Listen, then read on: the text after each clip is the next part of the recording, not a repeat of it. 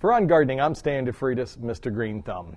One of the favorite landscape plants is that of the Pittosporum. This is variegated Pittosporum, Pittosporum tabayra. Now, the Pittosporum is a Japanese plant that is a beautiful plant as far as using it as a hedge or as a foundation plant. Now, this one really probably needs to be cut back a little bit so it'll fill out and be fuller.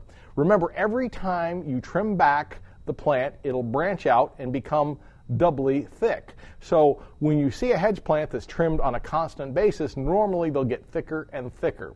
If you're in doubt, make sure you cut them a little bit wider, and so we get more light into the center. We'll usually cut them in like this on the top, and we get more light in, and we get a thicker plant. Most of the time people plant it like a V, and they keep cutting it out wider and wider, and they have a thickness on the very top and no thickness through the base. Pittosporum will grow in about 6 hours of bright sun a day. If it's in 4 or 5 hours a day, it tends to start getting a little bit leggy, like this one is. If that occurs, trim it back, give it a good fertilizer about every 2 months, and you're in business. For On Gardening, I'm Stan DeFreitas, Mr. Green Thumb.